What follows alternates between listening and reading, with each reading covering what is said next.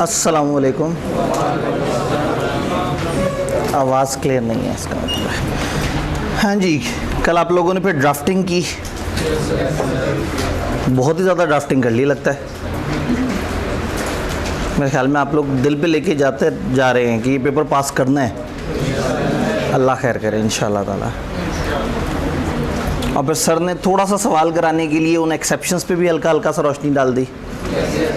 तो फिर हमने सोचा कि फिर टेस्ट को भी अमेंड नहीं करते, जब एक्सेप्शन पे रोशनी डल ही गई है कुछ ना कुछ। और फिर ये भी खौफ नहीं था कि कुछ बच्चे ड्रॉप हो गए होंगे रूम की वजह से, तो वो हम बेहतर कैपेसिटी की रूम की तरफ भी चले गए। वहाँ गर्मी थी जी बिल्कुल। अल्हम्दुलिल्लाह मैंने आपको जाने से पहले शुक्र अल्हम्दुलिल्लाह बता दिया था कि इस वक्त जो है ना एग्जिस्टेंस वर्सेस दिक्कत में जो है ना हम दिक्कत की तरफ जा रहे हैं। जो नीचे वाला कमरा था वहाँ गर्मी नहीं थी, लेकिन वहाँ पूरे ही नहीं आ रहे थे। तो मैंने फिर बताया था कि ऊपर एक प्रॉब्लम है कि वहाँ पे गर्मी ज़्यादा होगी, वो ज़रा ऊपर की तरफ एक्सपोज है। हालांकि वहाँ पे 4 एसी लगे हुए हैं और उसको सफिशेंटली कवर कर रहे हैं, लेकिन ज़ाहिर है वो बिल्कुल डायरेक्टली एक्सपोज्ड है और फर्स्ट फ्लोर और ग्राउंड फ्लोर की निस्बत फर्स्ट फ्लोर गर्म होता है। हाँ जी, वो कुछ करने गए हैं उसके साथ, कॉलर वाला लगा देंगे। चलें ठीक है, सही है जी। तब तक आवाज़ पीछे कुछ क्लियर आ रही है तो थोड़ा सा कोशिश कर सकते हैं। चलें ठीक है। और शायद इस पंखे की वजह से आवाज़ रुक रही हो। उन्होंने कहा नहीं सर आवाज़ नहीं रुक रही, आपकी थोड़ी रुक रही है आवाज़, तो पीछे वाले बताएंगे ना जी। क्या पीछे आवाज़ सही पहुंच रही है? बंद कर दें। उन्होंने कहा जब हम तकलीफ़ में है ना, ये देखें ना, ये तो फिर होता है, ये तो आलमी मसावात है ना, एक दूसरे की केयर करनी है। तो बस आज ये बच्चे कुर्बानी देंगे। यहाँ पे कोई खातून बैठी हुई है, खातून इन सीटों पे ख़वातीन ने बैठना ही बंद कर दिया। ठीक है, उन्होंने कहा मैं मौजूद हूँ यहाँ पे। ये जो रेगुलेटर है अगर इधर तक हाथ जाता है ना, जो पंखे वाला है, इसको किसी एक तरफ गोल घुमाए कि इसमें से कड़िच की आवाज़ आ जाए। हाँ हाँ, ऐसा लग रहा है दुनिया सुकून में आ गई। क्या अभी एंड पे आवाज़ क्लियर आ रही है? अब क्लियर आ रही है। तो इनका पंखा बंद हो गया ना, अब मज़ा आ गया। अब खेलने का मज़ा आएगा। ठीक हो गया जी। और क्या आपको कोड का पता है 1 और 3 का? ठीक है, सही है। हाँ तो मतलब जब मैं बोलूँगा अभी नहीं, ठीक है। तो कहानी को आगे लेके चलते हैं। अब हमें कॉन्ट्रैक्ट समझ आ चुका हुआ है, हमें ऑफ़र समझ आ गई है, हमें एक्सेप्टेंस समझ आ गई है, हमें ये पता लग गया है कि कंपिटेंस ऑफ पार्टी किसे कहते हैं, हमें ये पता लग गया कंसिडरेशन किसे कहते हैं। ऑल दो उसका एक टॉपिक है जो हमने बचा के रखा हुआ है। एक्सेप्शंस सर ने हल्का सा आइडिया दे दिया था, मुझे दोबारा मौका मिला तो मैं ज़रूर उसको हाईलाइट कर दूंगा। और देन हमने देखा है कि लीगैलिटी ऑफ ऑब्जेक्ट और कंसिडरेशन कब नहीं होती, उसके कुछ मसलो मसाइल देखे थे। अब इससे अगला स्टेप था चैप्टर नंबर 4। चैप्टर नंबर 4 में बाकी 2 एसेंशियल्स हैं, लेकिन चैप्टर 4 हमारी किताब का सबसे बड़ा चैप्टर है। और वही वाली बात है कि आते साथ ही आप लोगों को परेशान करना शुरू कर दें तो आपने टेंशन में आना था। तो अब मैंने कुछ छोटे छोटे से चैप्टर इस तरह के चूज़ किए हुए हैं कि अगले 1-2 दिन जो है वो हम छोटे छोटे से चैप्टर्स को जल्दी जल्दी कवर करेंगे, तो ताकि आपकी नंबर गेम भी बेहतर हो। वरना तो ये है कि भाई 2 दिन में हमने 2 चैप्टर किए हैं, चैप्टर 18 है। तो अब हमारे ये 2-3 दिन 2-2 चैप्टर्स के सेट चलेंगे ताकि हम अपनी ज़िंदगी में वापस आ जाएं और फिर उसके बाद दोबारा से खरामा चलते चले जाएं। तो जो सेकंड जोन है, सेकंड जोन में एक चैप्टर है जो इंडिपेंडेंट है, जिसका परफॉर्मेंस से ताल्लुक़ नहीं है। हमने कहा कि चैप्टर 2 से लेके 5 तक है कॉन्ट्रैक्ट क्रिएट कैसे होता है, और चैप्टर 6 से लेके 10 तक है कॉन्ट्रैक्ट परफॉर्म कैसे होता है क्रिएट हो जाने के बाद। बट उस वाले जोन में एक इंडिपेंडेंट चैप्टर है, चैप्टर नंबर 8, जो एक ख़ास किस्म के कॉन्ट्रैक्ट्स का जिक्र करता है। तो हमने किया ये है कि हमने वो ख़ास किस्म का चैप्टर उठा के अभी कवर कर लेना है और चैप्टर 5 इस वाले जोन से कवर कर लेना है। तो फिर उसके बाद फिर हम नेक्स्ट जोन में एंटर हो जाएंगे और उसको ख़त्म करने के बाद वापस आएंगे अपने चैप्टर नंबर 4 की तरफ, जो कि थोड़ा सा बड़ा चैप्टर है जिसमें ज़्यादा चीज़ें हैं। तो जो चैप्टर हम स्टार्ट करने लगे हैं, इसका नाम सबसे बड़ा नाम है इस किताब में, certain relations resembling those created by contract. इसका एक छोटा नाम भी होता है, चैप्टर नंबर 8 का जिक्र हो रहा है, इसका एक छोटा नाम भी होता है कॉसाई कॉन्ट्रैक्ट। कॉसाई कॉन्ट्रैक्ट एक तीसरा नाम भी है, इसको हम कहते हैं कंस्ट्रक्टिव कॉन्ट्रैक्ट्स। तो ये बड़ा मज़ेदार सा चैप्टर है। इसमें इन्होंने कॉन्ट्रैक्ट का एक अल्टरनेट दिया है। चूँकि अब हमें समझ आ गया कॉन्ट्रैक्ट किसे कहते हैं, हमें समझ आ गया कि चीज़ें किस तरह से चल रही होती हैं, ऑफ़र एक्सेप्टेंस वगैरह। हम ये कहते हैं कि जब किसी कॉन्ट्रैक्ट में कॉन्ट्रैक्ट एक्ट के एसेंशियल्स पूरे हो जाएं तो फिर वो कॉन्ट्रैक्ट कहलाएगा, वरना वो कॉन्ट्रैक्ट नहीं कहलाएगा। ये चैप्टर हमें एक अल्टरनेट किस्म का कॉन्ट्रैक्ट बता रहा है। ये वो कॉन्ट्रैक्ट है जिसमें एसेंशियल्स नहीं मिलेंगे हमें, लेकिन इसके बावजूद भी ये कॉन्ट्रैक्ट होगा। इन कॉन्ट्रैक्ट्स को समझने के लिए अक्सर एक कीवर्ड मैं बोलता हूँ जिससे लोगों को ज़रा जहन में रह जाता है।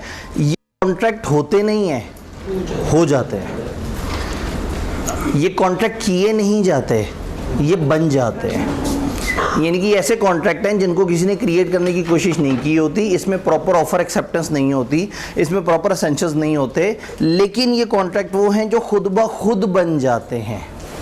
तो इसलिए अगर पेपर में कभी भी आए और भूल जाए कि ये एग्जैक्टली क्या था, तो ये जो इसका स्लोगन है दैट इज़ ये होते नहीं, हो जाते हैं।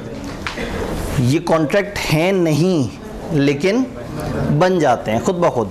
अब ऐसा क्यों होता है कि एक चीज़ कॉन्ट्रैक्ट है ही नहीं और फिर ज़बरदस्ती कॉन्ट्रैक्ट बन जाए?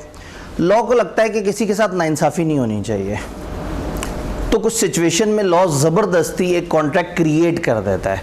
वो कहता है भाई यहाँ फ़लाना बंदे के साथ जुल्म होने लगा है, तो हम नहीं चाहते कि ये जुल्म हो, हम इसको कॉन्ट्रैक्ट की शक्ल इख्तियार कर देंगे। एक स्लैंग एग्जांपल है, एग्जिस्टिंग क्लास में मैंने ऑलरेडी सुनाई हुई है, ना समझ इजीली आ जाता है कि ये कॉन्ट्रैक्ट खुद ब खुद क्यों बन जाते हैं। तो हम एक एग्जांपल डिस्कस करते हैं कि एक बंदे को यहाँ लाहौर में किसी का बटवा गिरा हुआ मिला। उसने बटवा उठा के देखा तो उसमें थे कोई 25-30 हज़ार रुपये। वो बड़ा परेशान हुआ कि बेचारे किसी आदमी का बटवा गिरा हुआ है। उसने इधर उधर वाले लोगों से पूछा, उन्होंने कहा जी हमें नहीं पता कि किसका बटवा गिरा हुआ है। जी जी चलें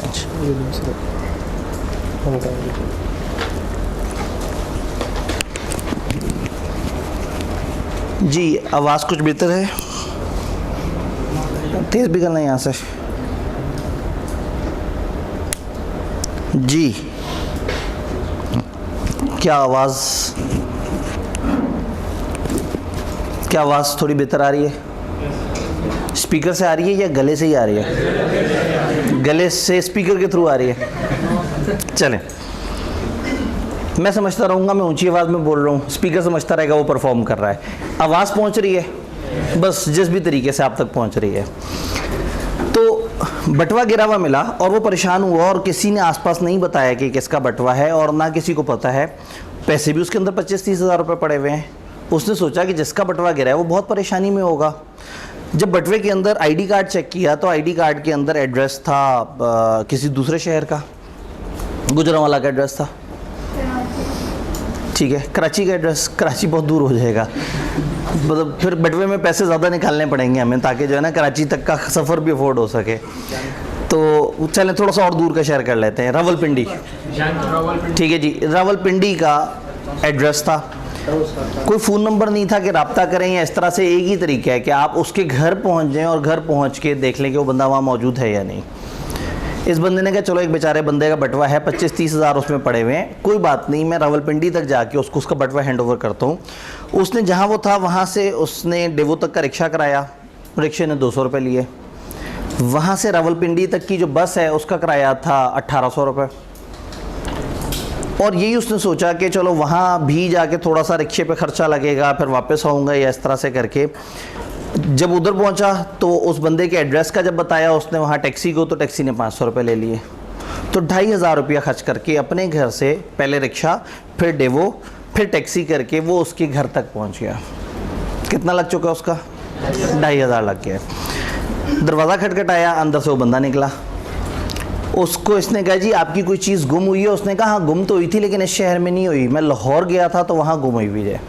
इसने कहा क्या गुम हुआ है? उसने कहा जी मेरा बटवा गुम हुआ है। इसने कहा जी बटवे की कुछ निशानियाँ बताएं। वो भाई साहब ने सारी निशानियाँ बिल्कुल सही बता दी, इतने पैसे थे, ये डॉक्यूमेंट्स थे, फ़लाना फ़लाना फ़लाना। तो इस शख्स ने कहा जी वो बिल्कुल आप सही कह रहे हैं, आपका बटवा वहाँ गुम हो गया था, वहाँ गिरा हुआ था, मुझे नज़र आया है, तो मैं वहाँ से यहाँ तक आपको बटवा देने आया हूँ। तो बंदा बड़ा खुश हुआ। उसने कहा आपका कोई रावलपिंडी में काम था जिससे आप आए? उसने कहा नहीं, मैं सिर्फ आपका बटवा देने के लिए आया, तकरीबन 2500 रुपये मेरे लग गए यहाँ आने में, और जाने में भी तकरीबन 2500 रुपये लग जाएंगे। उसने कहा जी बहुत शुक्रिया, आप जैसे नेक आदमी कहाँ मिलते हैं आज के दौर में। उसने बटवा पकड़ा और चला गया अंदर। कुछ गलत हो रहा है, कुछ गलत हो रहा है। जब आपको फील हो रहा है तो उसे भी फील वो होगा जो बेचारा खर्चा करके गया, नॉक किया उसने, कुछ मिस हो गया, उसने कहा मिस हो गया, और हाँ खड़े हो गए उसे सलूट मारा उसे। आप जैसे नेक आदमी कहाँ मिलते हैं, इसने कि शायद उसे ज़्यादा प्रिसीशन चाहिए, और वापस चला गया। भाई साहब ने फिर दरवाज़ा खटखटाया, उसने कहा जी गौर से सोचें, मैं 2,500 रुपये खर्च करके यहाँ तक आया हूँ। बेचारा शर्म में भी ज़रा नहीं चाह रहा था कि डायरेक्ट मुँह से कहते भाई पैसे। उसने कहा जी मैं 2,500 खर्च करके आया हूँ, आपसे भी 2,500 लगेगा, आपको लगता नहीं कि अब इस शुक्रिया के आसपास भी कुछ और भी होना चाहिए? उसने कहा अच्छा, आगे बढ़ के उसका माथा चूम लिया। उसने कि बंदा ना एक्स्ट्रा ऑर्डिनरी लेवल की ना वो चाह रहा है कि इसको थैंक्स मिले, इसको रिगार्ड मिले, इसको ग्रेटिट्यूड मिले, और अंदर चला गया। अब इसको शदीद गुस्सा, इस दफा इसने ज़ोर से दरवाज़ा खटाया, जैसे ही बाहर निकला ये 5 फुट पीछे हो गया।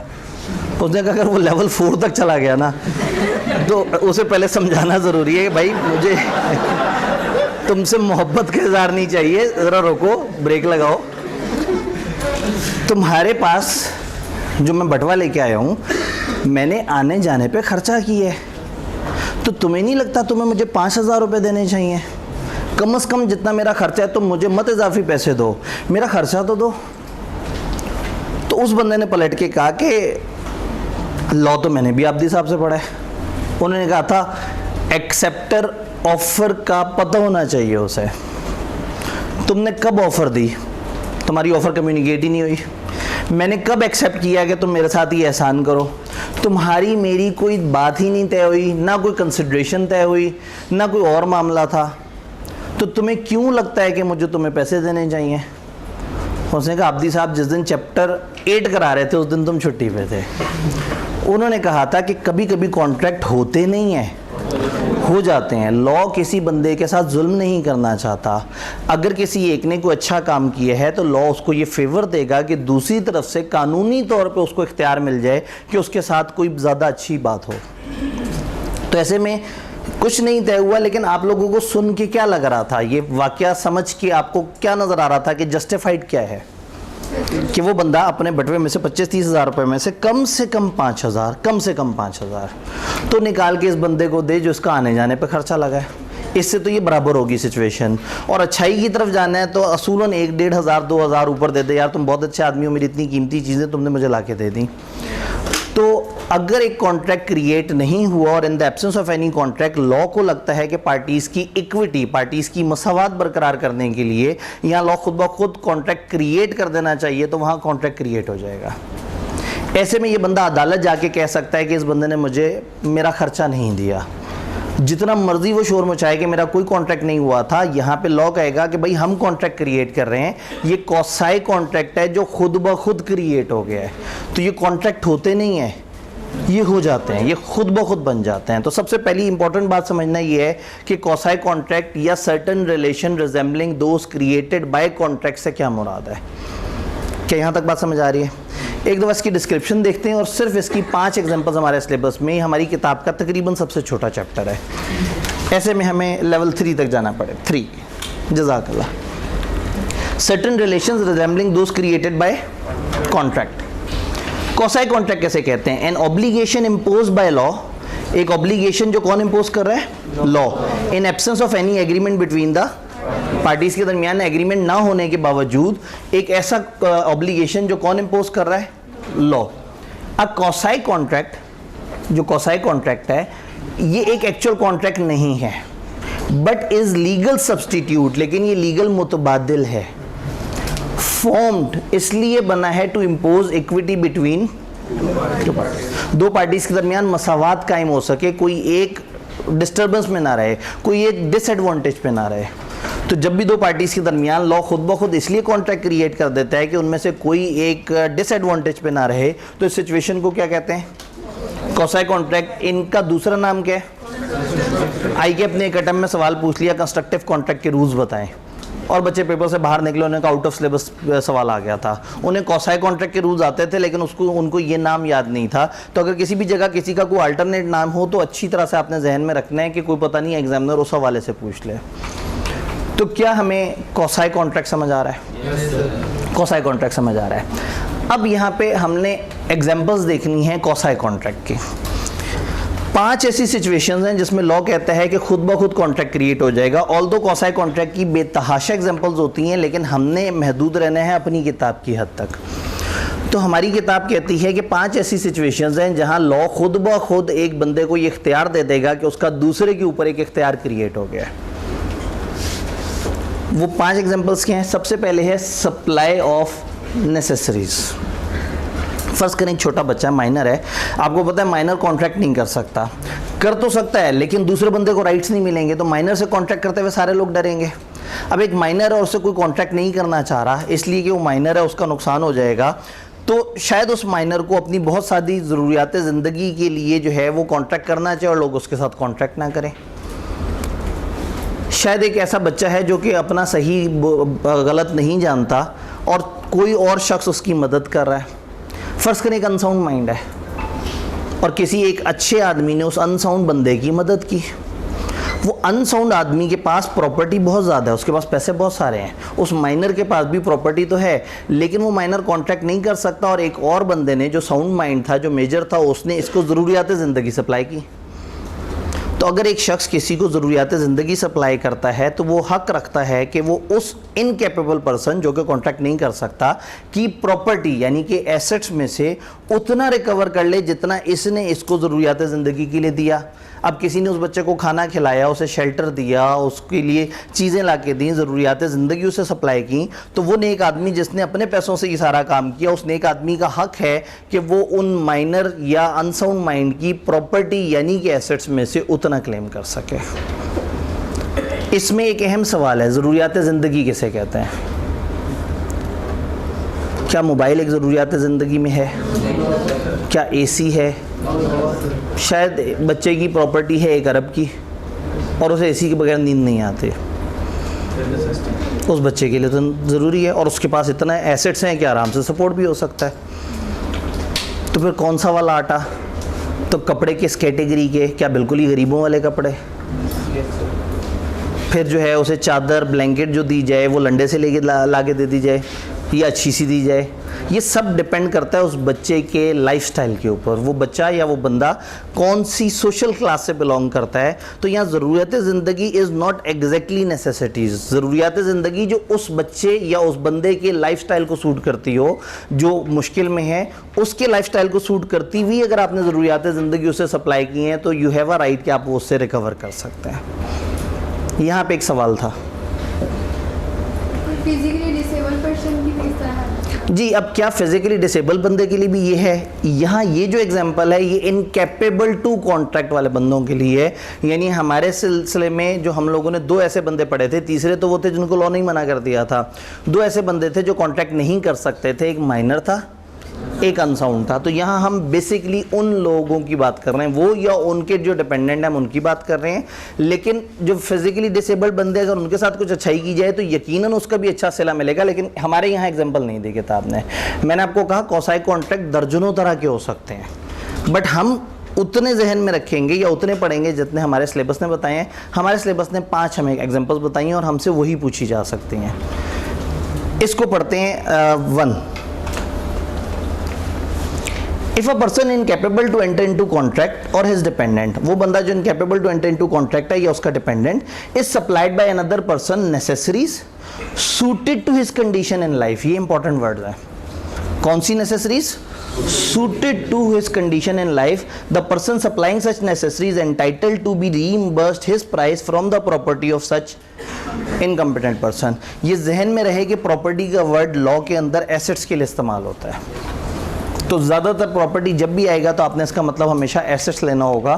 जब भी एक बंदा इनकैपेबल हो के कॉन्ट्रैक्ट ना कर सके और उसको कोई और बंदा ऐसी नेसेसिटी सप्लाई करे जो उसकी कंडीशंस इन लाइफ को सूट करती हों, तो जिस बंदे ने सप्लाई किया उसका हक है कि उसको रीइम्बर्समेंट मिले। ये एक वर्ड है रीइम्बर्स। जब आप एक खर्चा करते हैं और आपको वापस मिलता है तो उसको कहते हैं रीइम्बर्स।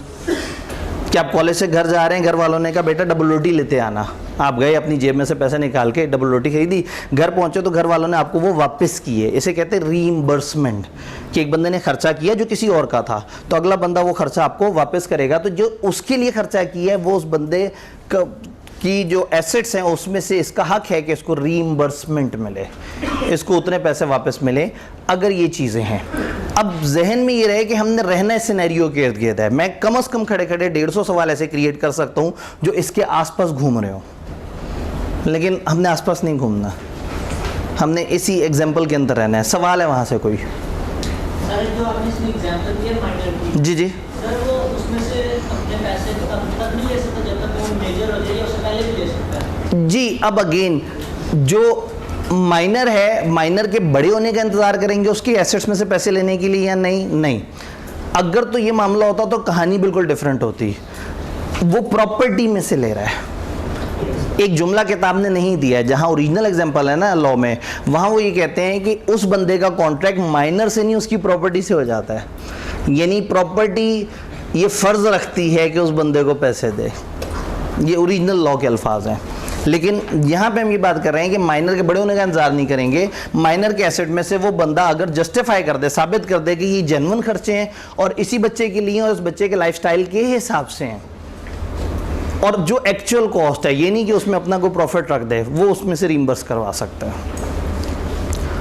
तो ये सबसे पहले ये एग्जांपल मैंने कहा कि अब वही बात है कि हमारी चॉइस है, हम कितना गोल गोल घूमना चाहें। हम चाहें तो इसके इर्द गिर्द पता नहीं क्या क्या सोचना शुरू कर दें। यानी आप में से किसी का भी सवाल अगर शुरू होगा अगर से, तो मैं समझ जाऊंगा कि इसकी तो बात ही नहीं कर रहा। जो इसकी बात करेगा ना वो कहेगा सर जो आपने बताया उसमें ऐसे, सर ये सिचुएशन है, लेकिन जो सवाल शुरू होगा तो आप में से जिनके दिमाग में अगर आ रहा है इसका मतलब वो यहाँ नहीं सोच रहे, जो सामने लिखा है वो तो नहीं सोच रहे, वो उसमें एक कंडीशन ऐड करने का सोच रहे हैं। तो नहीं सोचना, सोचें, पेपर के बाद सोचें, तसल्ली से सोचें। फिर भी दिमाग कहता है नहीं जी सोचना है, तो चैट जीपीटी पे जाएं और कहें अगर ये वाली सिचुएशन में ऐसे हो तो क्या होगा। वो आपको सारे जवाब दे देगा। वापस आए, किताब में देखें, जो लिखा हुआ है वो याद करना है। डन। ये रूल शुरू से समझाता आ रहा हूँ और एंड तक शायद बार बार बताता रहूँ। अल्लाह करे किसी एक दिन आपको समझ आ जाए तो सुकून में आ जाएंगे, वरना लॉ ऐसा है, जाहिर है बंदे का तो दिमाग गोल गोल घूम रहा होता है। फिर फिल्में भी इतनी देखी होती हैं आपने, फिर ड्रामे भी इतने देखे होते हैं, फिर पता नहीं लीगल प्रोग्राम भी बहुत सारे देखे होते हैं, कुछ इस तरह के सीजन्स भी देखे होते हैं, तो आपका दिमाग तो गोल गोल घूम रहा होता है। फिर वो आपने वो क्या कहते हैं चोरी वगैरह की बहुत सारी फिल्में देखी होती हैं, बहुत सारे सीजन्स देखे होते हैं, तो आपका दिमाग तो ख़तरनाक चलता है। हमने उतना सोचना है जितना यहाँ है, और जितना हम टाइम दे सकते हैं हमने उससे ज़्यादा ही देती है। मेरे ख्याल में थोड़ा सा आगे चलते हैं। एक भाई फिर भी कुछ कहना चाहते हैं। क्या चीज़? जो डिस्क्वालिफाइड पर्सन्स हैं, क्या उनके लिए हम बात कर रहे हैं? मैंने पहले बताया कि हम incapable to enter into contract की बात कर रहे हैं, वो जो इस काबिल नहीं है कि कॉन्ट्रैक्ट में एंटर हो सकें।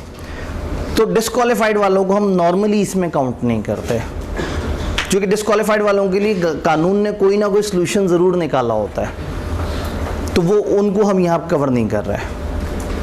वैसे भी आप एलियन एनिमी को तो नेसेसिटी सप्लाई नहीं करेंगे, और जो जेल में है उसको जेल वाले नेसेसिटी सप्लाई कर देंगे, और जो इंसॉल्वेंट है गवर्नमेंट उसकी टेक केयर कर रही है, और जो एम्बेसडर है उसे हमारी ज़रूरत ही नहीं है। तो टेक्निकली ये सारी चीज़ें उन चारों पे अप्लाई ही नहीं होने वाली।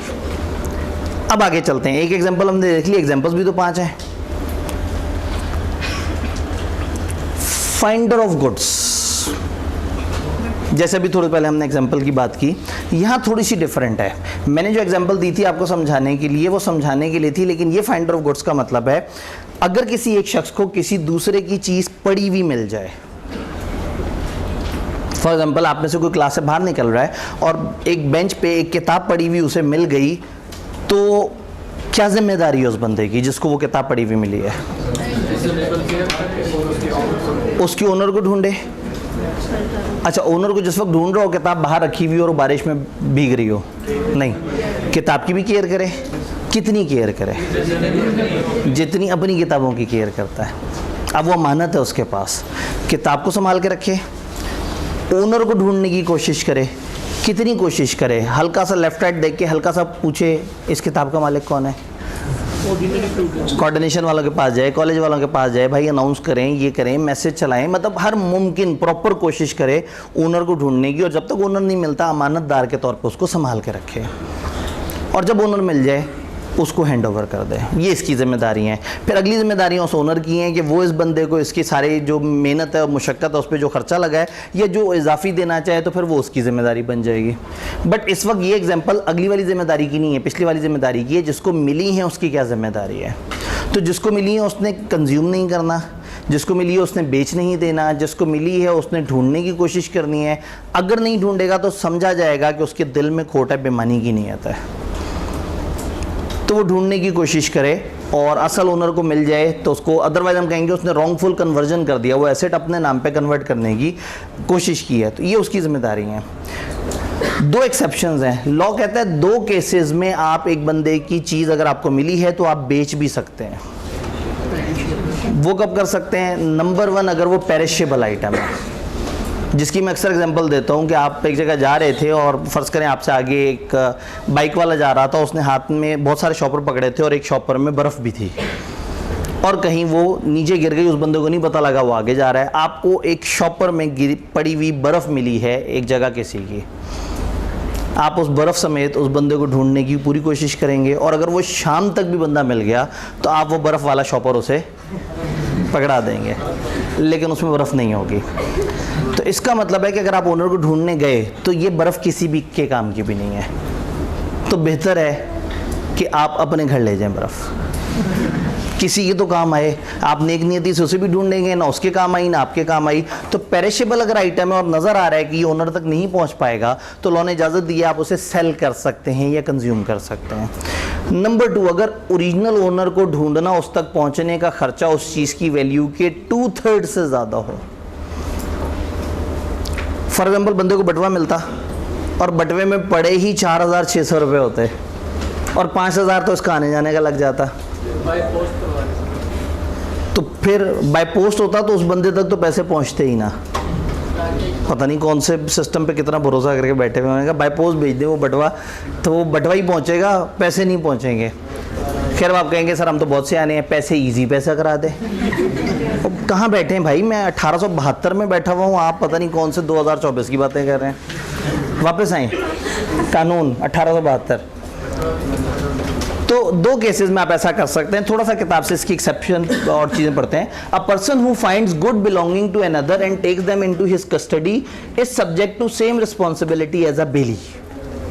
लॉ को पंजाबी बहुत पसंद है। बेली कहते हैं दोस्त को। तो वो कह रहे हैं कि वो बंदा जो किसी के गुड्स फाइंड करता है और उनको अपनी कस्टडी में लेता है, उसकी वही रिस्पॉन्सिबिलिटी है जो कि एक दोस्त की होती है। अब इतना तो मजाक नहीं चल रहा होगा अगर उन्होंने पंजाबी वाला बेली लिख दिया होगा। बेलमेंट कहते हैं इंग्लिश में अमानत को, बेलर कहते हैं अमानत रखवाने वाले को, बेली कहते हैं अमानत रखने वाले को। तो जिसको किसी की चीज़ें पड़ी हुई मिल गई, समझो वो एक अमानतदार है, उसको वो चीज़ें अपने पास अमानत के तौर पे संभाल के रखनी है। He is bound to take as much reasonable care of the goods as he take of his own good. उतना ही ख्याल रखे जितना अपने गुड्स का रखता है। He must also take reasonable steps to trace its. पूरी कोशिश करे ओनर को ढूंढे। इफ ही डज नॉट, अगर नहीं करेगा, he will be guilty of wrongful conversion of the property. Asset की रॉन्गफुल कन्वर्जन माना जाएगा, ऐसा समझा जाएगा कि उसने एसेट को अपने नाम पे ट्रांसफर करने की कोशिश की है या चोरी करने की कोशिश की है। तो ये लीगल वर्ड्स हैं। रॉन्गफुल कन्वर्जन का मतलब है कि आप गलत तरीके से उसको अपने नाम पे मुंतकिल कर रहे हैं। ही में सेल द गुड्स, जहां गुड्स पेरिशेबल नेचर के हों या लॉफुल चार्जेस ओनर को फाइंड करने के 2/3 या मोर हो of the value of the goods. तो ये सेकंड एग्जांपल हमें समझ आई। वक्त कम है और मुकाबला सख्त है और ये क्रैश है, तो हम इसको ज़रा रेगुलर क्लास की तरह रखें। तो मैं आगे 2-3 और एग्जांपल देके जैसे ही चैप्टर खत्म होता है, अगला चैप्टर ओपन करने से पहले आप लोगों से कुछ और सवाल ले लूँगा। ये दूसरी एग्जांपल भी हमें समझ आ गई। एक आध छोटी एग्जांपल बीच में आगे देखते हैं। Payment by mistake or under coercion. Mistake कहते हैं गलती को, कोर्शन कहते हैं जोर ज़बरदस्ती।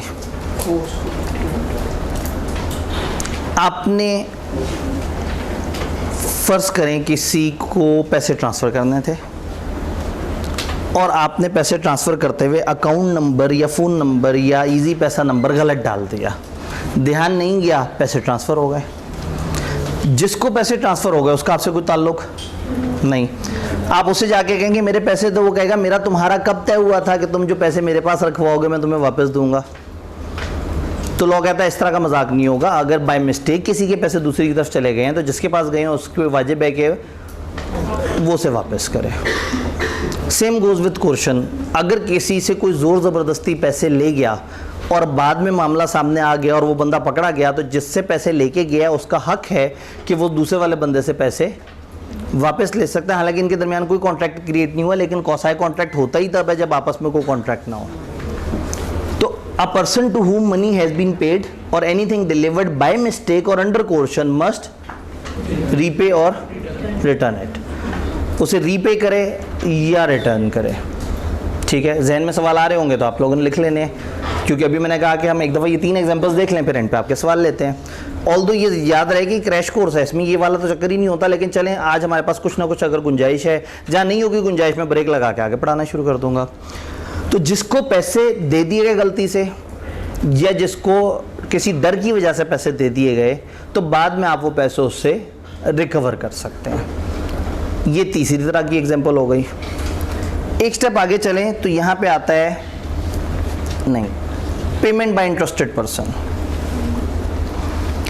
अगर एक शख्स किसी पेमेंट में इंटरेस्टेड है, एक पेमेंट है, वो पेमेंट होने में किसी और को भी फ़ायदा है, जबकि वो पेमेंट उसकी नहीं है, किसी और की पेमेंट है। आप हॉस्टल में रह रहे हैं, 2 बंदे रह रहे हैं, आपने किराया दे दिया अपने से का, आपके रूममेट ने किराया नहीं दिया और उसके ज़िम्मे लीगली वाजिब है कि वो किराया दे। हॉस्टल का जो ओनर है वो बड़ा तंग आया हुआ, वो कह रहा है इस कमरे के लड़के ठीक नहीं हैं, इस कमरे के बच्चे ठीक नहीं हैं, या इस कमरे में जो लड़की हैं वो जो है वो पैसे नहीं दे रहे, इनको हमने निकाल देना है। उसने नोटिस दे दिया इस कमरे के मकीनों का, अगर पूरा किराया नहीं आया तो इस कमरे में जितने लोग रह रहे हैं हम उनको हॉस्टल से निकाल देंगे। अब एक बेचारा शरीफ आदमी, एक शरीफ स्टूडेंट, उसने तो पैसे दे दिए हैं अपने, लेकिन जो उसका रूममेट है उसने पैसे नहीं दिए और हॉस्टल का मालिक ये मानता है कि इनको कमरे से निकाल दिया जाएगा अगर इस कमरे से रिकवरी ना आई। पैसे देने उसने, पैसे उसने ना दिए तो आप भी निकाले जाएंगे। तो ऐसे में आप कहलाएंगे इंटरेस्टेड पर्सन। तो आप घबरा के उसके हिस्से के पैसे दे देंगे। दे दिए पैसे, उसने आप दोनों को नहीं निकाला। अब आपका हक है कि आप अपने उस रूममेट से पैसे मांग सकते हैं, कानूनी तौर पे मांग सकते हैं।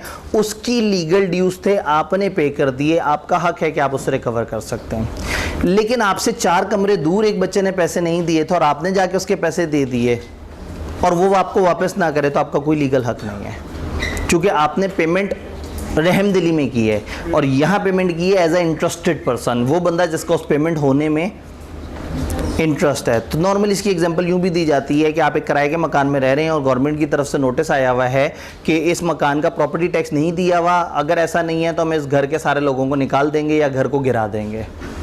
अब आप किराएदार हैं, मालिक के मकान ने टैक्स नहीं दिया लेकिन निकाले आप जाएंगे, लीगल ड्यूज़ हैं, तो आप पे कर दें। जब पे कर दें तो आपका लीगल हक है कि आप अपने मालिक के मकान से रिकवर कर सकते हैं। तो यहाँ अ person who is interested in the payment of money, वो बंदा जो इंटरेस्टेड है किसी भी पेमेंट ऑफ मनी में, which another is bound by law to pay, जो किसी और की जिम्मेदारी है कि उसने बाय लॉ पे करना है, एंड हु पेज इट, वो जो इंटरेस्टेड था उसने पे कर दिया, is entitled to be reimbursed by the. अगर एक बंदा एक पेमेंट के लिए पाबंद है और उसको वो दूसरा बंदा पे कर देता है जो उसमें इंटरेस्टेड है, तो यहाँ जो इंटरेस्टेड पर्सन है वो मेन बंदे से रिकवर कर सकता है। हमारे कॉलेज में अक्सर ऐसा होता है, हम क्या करते हैं, हम ये समझते हैं कि जब लोग फिज़िकल क्लास लेने के लिए आएंगे तो वो बीच बीच में छुट्टियां करनी शुरू कर देंगे, तो फिर उनको ऑनलाइन क्लास की ज़रूरत भी होगी। तो हम अभी तक ये करते आ रहे थे कि हम फिज़िकल ऑनलाइन का एक इकट्ठा पोर्टल बच्चों को दे देते थे कि भाई आप फिज़िकल क्लास भी मिलेगी, ऑनलाइन भी मिलेगी, और थोड़े से इजाफी पैसे लेते थे।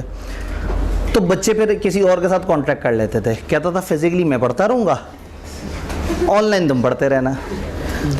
अब होता ये था कि किसी दिन हम पोर्टल बंद कर देते थे क्योंकि फिज़िकल पढ़ने वाले ने पैसे नहीं दिए होते थे। तो उस गरीब का भी नुकसान हो जाता था जो इसके साथ एक लोकल कॉन्ट्रैक्ट करके बैठा होता था। वो बच्चा कई दफ़ा आके कॉलेज में पेमेंट कर जाता था और फिर जब उसने पेमेंट कर दी, जो किसने करनी थी, असल जिसका पोर्टल है, और इसने कर दी क्योंकि ये इंटरेस्टेड पर्सन था कि अगर इसका दाखला खारिज होगा तो वो भी फारिग हो गया, तो अब वो बंदा हक रखता है कि वो इस बंदे से रिकवर कर सके। आप समझ आए इंटरेस्टेड पर्सन किसे कहते हैं? आप बड़े अच्छे तरीके से समझ आ गए। ठीक है जी। तो कोई भी शख्स जो इंटरेस्टेड हो किसी पेमेंट में, वो उस पेमेंट को कर दे, तो जिस बंदे की असल में पेमेंट है उससे वो हक रखता है, लेकिन वो लीगल पेमेंट होनी चाहिए। और वाकई ऐसा ना हो कि गवर्नमेंट नहीं, किसी और बंदे ने आगे नोटिस दिया हो कि जी प्रॉपर्टी टैक्स जमा करा दें, और आपने घबरा के उस बंदे के हाथ में पैसे पकड़ा दिए हो। तो लीगल ड्यूज होने चाहिए, लॉफुल ड्यूज होने चाहिए। अगर आपने पे कर दिए तो आप उसको रिम्बर्स करने का हक रखते हैं। ये एग्जाम्पल, अगली एग्जाम्पल देने के बाद आपसे थोड़े से सवाल ले लेते हैं। आखिरी example, person enjoying benefit of non, ये लफ्ज़ पढ़ के बताएं ये क्या है। इसके कई एक्सेंट हैं। अमेरिकन में ग्रेटोशियस, ब्रिटिश में ग्रेटिशियस, पंजाबी में ग्रेटिशियस, कुछ भी, मतलब जो मर्जी बोल दें। शुक्र उन्होंने पूछना तो है ही नहीं हमसे, नहीं तो ज़्यादा परेशान हो तो हम लिख के और गूगल से कहते हैं भाई हमें सुना दो, फिर वो कहेगा ये यूएस वॉइस है, हम कहेंगे अच्छा हमें उस वाली वॉइस में भी सुना दो। तो खैर टेंशन नहीं लेनी, इस तरह के किसी लफ्ज़ को इजाज़त नहीं देनी कि आपके कॉन्फिडेंस को तार तार कर दे। अंग्रेज़ काफिर हैं, उनके सारे अल्फाज काफिर हैं, हमने परेशान नहीं होना। जो ग्रेटिट्यूड होता है, जो जिसमें अच्छाई चल रही होती है, ये उसी मादे से निकला है। तो non gratuitous act, person enjoying benefit of non gratuitous. Gratuitous होता है रहमदिली, अच्छाई। ग्रेटिशियस एक्ट का मतलब क्या होगा? आप किसी के साथ कुछ अच्छा कर रहे हैं। तो नॉन ग्रेटिशियस एक्ट का मतलब क्या होगा? आप अच्छा नहीं कर रहे, यानी अच्छाई की नीयत से नहीं कर रहे। तो अगर तो किसी ने कोई ग्रेटिशियस एक्ट किया आपके साथ, मेहरबानी का एक्ट किया, तो उसका कोई हक नहीं है कि वो आपसे पैसे मांगे। लेकिन जिसने आपके साथ कोई मेहरबानी कर दी इस इरादे से नहीं कि उसने मेहरबानी करनी थी, तो आपका फ़र्ज़ है कि आप उसकी मेहरबानी उसे लौटाएं। इसकी टिपिकल एग्जांपल है, फॉर एग्जांपल शब बारात आई तो आपने क्या किया, आपने अच्छे अच्छे खाने बनाए और अपने मोहल्ले वालों को जाके कह दिया कि ये बिरयानी हमारी तरफ से। उन्होंने कहा ये क्या है, इसके कोई चार्जेस हैं? आपने कहा नहीं, ये ग्रेटिशियस एक्ट है, अच्छाई का एक्ट है। हम ज़रा अच्छाई में चाह रहे हैं कि ज़रा मोहल्ले में हम खाना तकसीम करें, एक नेक दिन है, रिस्क के तकसीम होने का दिन है 15 शाबान, तो चलें जी हम जो है इसको आपको बांटने के लिए आए हैं। और ये कोई वो नहीं है, ये कोई कि इस इरादे से नहीं है कि हम आपको दे के आपसे पैसे लेना चाहते हैं। ये एक अच्छाई का एक्ट है, कर दिया अच्छाई का एक्ट। जब वो खा के आपको प्लेटें वापस करने हैं, आप कहें पैसे, तो कहेंगे भाई ये ग्रेटिशियस एक्ट था, नॉन ग्रेटिशियस एक्ट नहीं था। मेहरबानी की आपकी नीयत थी, तो मेहरबानी की नीयत में तो आप कोई हक नहीं रखते। इसमें फिर एग्जांपल है कि आपने जो है वो पिज़्ज़ा ऑर्डर किया अपने घर, और वो गलती से साथ वाले घर में पहुंच गए। उनका दरवाज़ा खटकाया, उन्होंने उनसे कहा जी आपने पिज़्ज़ा ऑर्डर किया। उन्होंने कहा पिज़्ज़ा, अभी वो इनकार करने वाले थे कि उन्होंने कहा हाँ वही पिज़्ज़ा जिसका आपने एडवांस जमा करा दिया था हमारे पास। अच्छा वो पिज़्ज़ा, क्योंकि भाई को और पिज़्ज़ा मिलेगा, पैसे देने पड़ेंगे। तो जब उन्होंने कहा इसका एडवांस हमारे पास आया हुआ है आपका, उनका अच्छा वो वाला पिज़्ज़ा, जी बिल्कुल ठीक है। और पिज़्ज़ा उठा के रख लिया और आधा पिज़्ज़ा खा भी लिया। अब वो असल पिज़्ज़े का मालिक जब वहाँ पहुँचा तो जैसे उनका दरवाज़ा खटखटाया तो उन्होंने दरवाज़ा खोला तो वो बैठे पिज़्ज़ा खा रहे थे और आधा पिज़्ज़ा जो है सामने पड़ा हुआ था। उन्होंने कहा जी बहुत शुक्रिया शेख साहब, आपने हमारे लिए पिज़्ज़ा भिजवाया। उसने कहा मैंने कोई नहीं भिजवाया, कोई मेरा इरादा नहीं था, मैंने कब कहा कि मेरा अच्छा ही का इरादा तुम्हारे साथ। ये जो हुआ है ये, और तुमने इसका बेनिफिट भी इंजॉय कर लिया। तो जितना बेनिफिट एंजॉय किया है उतना मजा। एक तो पहले ये जो बच गया पिज़्ज़ा ये वापस करो, और जितना खा लिया है उसकी कंपनसेशन दो। और बहुत ही हिसाब किताब रखने वाला होगा तो कहेगा गर्म पिज़्ज़ा की और कीमत होती है और ठंडे पिज़्ज़े की और कीमत होती है। थोड़ा और हिसाब किताब रखने वाला होगा तो कहेगा कि भाई अभी पाकिस्तान की बैटिंग शुरू हुई थी तो मैंने पिज़्ज़ा मंगवाया था, अब ये पिज़्ज़ा लेके जब जाऊंगा तो बैटिंग तो खत्म हो चुकी होगी, 43 पे आउट हो चुका है पाकिस्तान, तो मैंने वो पूरी बैटिंग की इनिंग एंजॉय करनी थी पाकिस्तान की पिज़्ज़ा खाते हुए। तो मेरे जज्बात 200 रुपए के जज्बात मजरू किए हैं, 100 रुपए का मेरा पिज़्ज़ा ठंडा हो गया। तो खैर बाहर के मुल्कों में तो इस बात पे भी बहुत ज़्यादा पेचीदा बहस होकर कंपनसेशन मांगी जाती है, लेकिन यहाँ पाकिस्तान में अगर एक बंदे ने आपके किसी नॉन ग्रेटिशियस एक्ट का फ़ायदा उठा लिया, where a person lawfully does anything for another, एक बंदा लीगली किसी दूसरे के साथ कुछ कर बैठे या कोई चीज उसको डिलीवर कर दे जबकि उसका इरादा ग्रेटिशियसली ऐसा करने का नहीं था, और सच अदर पर्सन, और वो दूसरा बंदा एंजॉय कर ले उसका benefit. Latter is bound to make compensation to former, जिसका बाद में जिक्र हुआ है, यानी जो खा गया वो कंपनसेशन दे फॉर्मर को जिसका खाया गया, in respect of, or to restore things so done or deliver, या तो वो रिस्टोर करके दे दे चीज़ें, वही पिज़्ज़ा दोबारा मंगवा के दे दे, ये वाला पिज़्ज़ा उसे दे दे, या पैसों में कंपनसेट कर दे। तो अगर एक बंदे ने दूसरे से बेनिफिट ले लिया जबकि दूसरा उसे बेनिफिट देने का इरादा नहीं रखता था और इसने वो बेनिफिट कंज्यूम भी कर लिया, तो जितना इसने कंज्यूम किया है और दूसरे की नीयत अगर साबित हो जाती है और इसे भी पता था कि वो मेरे साथ मेहरबानी की नीयत नहीं है, तो फिर वो शख्स ये हक रखता है कि इससे वो कंपनसेशन ले जो इसकी चीज़ उसने कंज्यूम कर ली। यहाँ पे ब्रेक लगाता हूँ और अगला चैप्टर स्टार्ट होने से पहले अगर आप लोगों को कोई 2-3 सवाल हों। वाह, सवाल ही नहीं है, ये तो बहुत ज़बरदस्त बात है जी। सर वो जो आपने पॉइंट बताया कि लाइट वो ऑन कर दीजिएगा दोनों। 30,000 रुपीज़ होते हैं उसमें। जी जी बिल्कुल, मैंने एक एग्जांपल मैं बता दूं, मैंने वो एग्जांपल दी थी इसलिए नहीं कि किताब ने वो एग्जांपल दी है, मैंने वो एग्जांपल आपको ये समझाने के लिए दी थी कि हमें समझ आए कि क्यों कानून जज्बाती हो जाता है और एक बंदे को उसके हक देने पे तुला हुआ होता है। वो जो बटवे वाली एग्जांपल में जो कुछ हो रहा था ना, वो इस एग्जांपल में नहीं है। इस एग्जांपल में तो बटवा पकड़ने वाले बंदे की जिम्मेदारी है, जिसको वापस मिला उसकी जिम्मेदारियाँ उसमें उस तरह से नहीं थी जी। उसमें सर आपने बताया ना कि 5,000 का उसका जो है ना किराया लगता है। जी मैंने ये बताया अपनी उस एग्जांपल में जो कि किताब का हिस्सा नहीं है जी।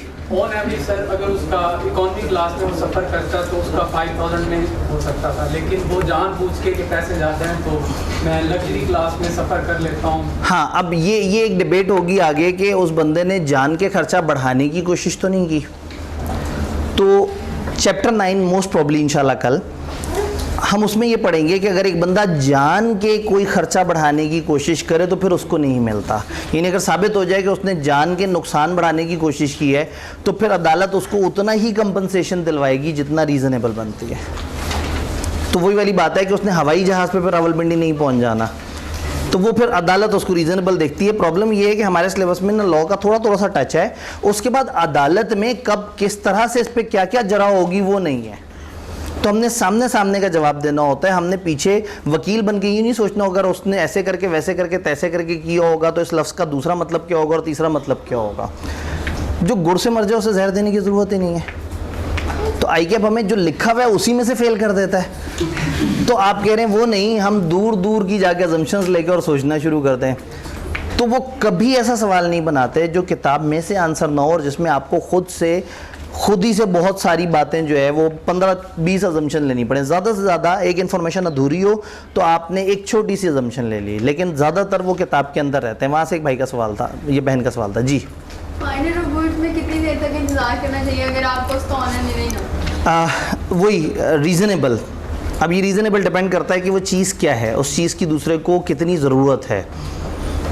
तो वो ये फिर सिचुएशन टू सिचुएशन जी। अगर ना मिले और उसने हर मुमकिन कोशिश की है, अब हर मुमकिन कोशिश में गवर्नमेंट के अपने अपने लॉ है। अखबार में इश्तिहार देना होता है, म्यूनसिपल कॉरपोरेशन वालों के पास ऐलान करवाना पड़ता है, करीबी मस्जिद में ऐलान कराना पड़ता है, मतलब वो पूरे फ्रेमवर्क हैं। प्रॉब्लम ये है कि वो इन्होंने हल्का सा आइडिया दिया है, लेकिन हम उसको डेप्थ में जाएंगे तो उसके अंदर कोई ना कोई 2 और कानून निकल आएंगे कि इश्तिहार देने का, राब्ता करने का क्या तरीका है। डन। चैप्टर नंबर 8 था मेरे ख्याल में, आखिरी 2 सवाल, बस ये आखिरी 2 सवाल जी। अगर क्या हो जाए, अगर खर्चा ना हो और चीज़ वापस कर दें तो ठीक है, उसको उस पर कोई जिम्मेदारी नहीं है, लेकिन अपनी खुशी से वो कुछ देना चाहे तो उसकी मर्जी है। कानून पाबंद नहीं करेगा, इजाफी पे पाबंद नहीं करेगा जी। ये आखिरी 2 सवाल थे ना जी। पेमेंट मेड बाय मिस्टेक, अभी अगर गौर से देखें तो मैंने अब वो एग्जांपल ही तो दी थी जी। चलें ठीक है। इन्होंने कहा जी उस वक्त तो इजी पैसा नहीं था, तो एग्जांपल उस ज़माने की दें। एक बंदे ने एक ख़त में रकम डाली और अपने एक एजेंट से कहा कि भाई वो सियालकोट में एक साहब से हमारा कॉन्ट्रैक्ट हुआ था और बहुत ही निहायत इज़्ज़त एहतराम से ये ख़त जाके आपने उन्हें देना है, वो इसे खोलेंगे, इसमें से पैसे निकालेंगे। और ये भाई साहब गए और इंतहाई इज़्ज़त एहतराम से उनके पड़ोसी को ख़त दे आए। एजेंट की गलती है, बिल्कुल सही है, मिस्टेक गलती को ही कहते हैं। अब गलती हो गई, अब जब गलती हो गई, एजेंट से गलती हो गई, और एजेंट किसका है? एजेंट गलती करेगा तो फंसेगा कौन? ओरिजिनल बंदा। इसके बारे में हम कल चैप्टर 10 में पढ़ेंगे कि करता गलती एजेंट है, फंस बेचारा प्रिंसिपल जाता है। प्रिंसिपल कहते हैं जिसका एजेंट होता है। तो एजेंट ने गलती कर दी, वो बेसिकली आपकी गलती मानी जाएगी। गलती से किसी और को पेमेंट हो गई, जिस किसी और को पेमेंट हो गई उसका अब क्या फ़र्ज़ है कि वो ख़त उठा के साथ वाले साहब को दे दे कि भाई आपका ख़त गलती से मेरे पास आ गया था। तो हमने 1872 में ख़त के अंदर रखे हुए पैसों से सियालकोट जाके पेमेंट करवा दी। ये आखिरी 2 सवाल थे, क्योंकि वो अब अगले चैप्टर की तरफ चलते हैं। कंटिंजेंट कॉन्ट्रैक्ट, मैं चैप्टर कह रहा हूँ और आप भी सुन रहे हैं, लेकिन ये मुनासिब नहीं है, चैप्टर ही कहना चाहिए हमने से। तो चैप्टर नंबर 8 हमने देखा, वो जो शुरू होती ख़त्म हो जाती है बेचारी, मतलब एक सफ़ा था, आप अभी पलटने का सोच ही रहे थे कि ख़त्म हो गया। हाँ, हो सकता है आईकेप की किताब या किसी और किताब में आपको थोड़ा बड़ा लगे, क्योंकि उन्होंने क्या किया होगा, पहले वो लिखा होगा, फिर स्पेस डाली होगी, फिर इसके एग्जांपल दी होगी, फिर मजीद स्पेस, तो धक्के से इसको 2 सफ़े तक ले जाने की हिम्मत वो भी कर सकते हैं, लेकिन इससे ज़्यादा का बहरहाल ये चैप्टर नहीं है, ये चैप्टर ही नहीं है। कौसाई कॉन्ट्रैक्ट हमें समझ आ गए। आज के दिन का हमारा टारगेट है 2 स्पेशल किस्म के कॉन्ट्रैक्ट्स। कौसाई कॉन्ट्रैक्ट जो होते नहीं, खुद ब खुद हो जाते हैं। कंटिंजेंट कॉन्ट्रैक्ट जो हमारा इस टाइम पे टारगेट है। कंटिंजेंट कॉन्ट्रैक्ट क्या होते हैं? कंटिंजेंट, ये वर्ड थोड़ा सा मैच्योर इंग्लिश का है, प्रोफेशनल इंग्लिश का है। अक्सर लोग कहते हैं भाई मैं तुमसे ये जो बात कर रहा हूँ ये कंटिंजेंट है फलाना चीज़ के ऊपर, ये डिपेंडेंट है। अगर आपसे कोई पूछे हाँ जी पाकिस्तान सेमीफाइनल में पहुंचेगा, तो आप कहेंगे पहुंच सकता है अगर बांग्लादेश साउथ अफ्रीका को हरा दे, अफ़गानिस्तान ऑस्ट्रेलिया को हरा दे, इंग्लिस्तान के बल्ले टूट जाएं, इंडिया मर जाए, तो पाकिस्तान सेमीफाइनल में पहुंच जाएगा। तो ये जो आप सारी बातें कर रहे होते हैं ना, ऐसे कंटिंजेंसीज कहते हैं। कंटिंजेंसी एक ऐसी चीज़ जो हो भी सकती है और नहीं भी हो सकती। तो फिर कंटिंजेंट कॉन्ट्रैक्ट क्या होंगे? जो हो भी सकते हैं और नहीं भी हो सकते। समटाइम क्या होता है, कॉन्ट्रैक्ट करते वक्त आप फंसे हुए होते हैं, आपको डाउट होता है, क्योंकि आपको पता आपने एक दफ़ा कॉन्ट्रैक्ट कर लिया ना किसी के साथ कि भाई मैं आपको 25 तारीख को ये चीज़ सप्लाई करूंगा, अगर उस दिन आपने ना सप्लाई किया तो आप पे पेनल्टी पड़ जाएगी। और अगर आप इस डर के मारे कॉन्ट्रैक्ट ही ना करें तो आपने एक अपॉर्चुनिटी मिस कर दी। तो होता ये है कि समटाइम कॉन्ट्रैक्ट करते वक्त आप शुरू में उसमें कंटिंजेंसी ऐड कर देते हैं, उसे कंटिंजेंट बना देते हैं। आप अगले बंदे से कहते हैं कि देखो मैं तुम्हें 25 तारीख को माल ज़रूर सप्लाई कर दूंगा, अगर उस दिन हड़ताल ना हुई और दुकानें खुली हुई, मैं तुम्हें 25 को चीज़ें सप्लाई कर दूंगा अगर उस दिन दुकानें खुली हुई। तो ये कंटिंजेंट कॉन्ट्रैक्ट है कि मैं तुम्हें चीज़ें डिलीवर करूंगा मगर इस शर्त पे कि दुकानें खुली हों। इसका मतलब है कि अगर उस दिन दुकानें खुली हैं तो ये कॉन्ट्रैक्ट एक जेन्युइन वैलिड कॉन्ट्रैक्ट बन गया, क्योंकि दुकानें खुली हैं, वो कंडीशन पूरी हो गई, अब कॉन्ट्रैक्ट अदा करना पड़ेगा। और अगर उस दिन दुकानें बंद हुई तो ये कॉन्ट्रैक्ट वॉइड हो जाएगा। बनाते समय वॉइड नहीं था, उस वक्त हमें नहीं पता था कि उस दिन दुकानें खुली होंगी या नहीं होंगी, उस दिन गवर्नमेंट अचानक से बंद तो नहीं कर देगी। हाँ, लेकिन अगर आपको पहले से ही पता है कि वो दिन छुट्टी का है तो ये कंटिंजेंसी नहीं है। कंटिंजेंसी ऐसी चीज़ है जिसकी हैपनिंग या नॉट हैपनिंग का आपको फ्यूचर आने से पहले नहीं पता। तो होता ये है कि समटाइम कॉन्ट्रैक्ट करने वाले कॉन्ट्रैक्ट के अंदर अल्फाज ऐसे रखते हैं जो डिपेंडेंट होते हैं किसी इवेंट के ऊपर। वो इवेंट होगा तो ये चीज़ ऐसे होगी वरना नहीं होगी। तो इस चीज़ को हम कहते हैं कंटिंजेंट कॉन्ट्रैक्ट। ये कॉन्ट्रैक्ट टू डू भी हो सकता है, कॉन्ट्रैक्ट नॉट टू डू भी हो सकता है। ये contract dependent upon happening of event भी हो सकता है, नॉन हैपनिंग ऑफ इवेंट भी हो सकता है। एक टिपिकल एग्जांपल जिससे बात समझ आ जाती है कि एक बंदे ने दूसरे से कहा मैं तुम्हें मलेशियन गुड्स सेल करूंगा अगर मेरा बहरी जहाज आ गया तो, I will do this if वो इवेंट हैपन। आप कहते हैं अगर मेरा बहरी जहाज नहीं आया तो मैं तुम्हें लोकल माल सप्लाई कर दूंगा, आई विल डू दिस। अगर वो इवेंट ना हुआ, डज नॉट हैपन। और रिवर्स भी हो सकता है, मैं तुम्हें इंपोर्टेड चीज़ नहीं दूंगा अगर बहरी जहाज ना आया, I will not do this if event does not happen. मैं तुम्हें लोकल माल दे दूंगा अगर बहरी जहाज ना आया।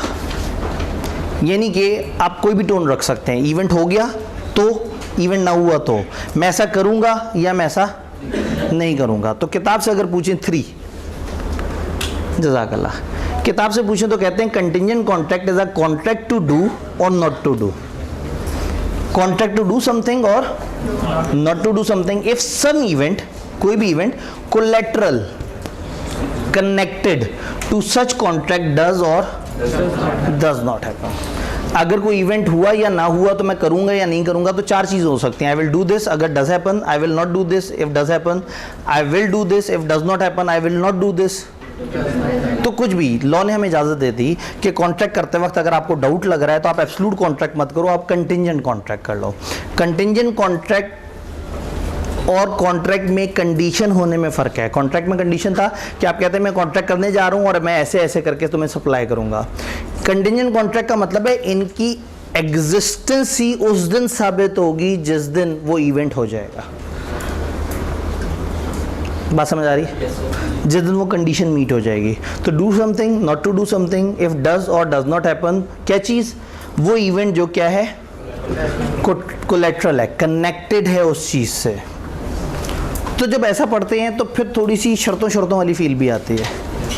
थोड़ा सा उस पर भी बात करते हैं, पहले ज़रा इसको मज़ीद एलेबोरेट कर देते हैं। किताब ही कहती है भाई हमने जो कहा बेसिकली 3 बातें हम करना चाह रहे हैं।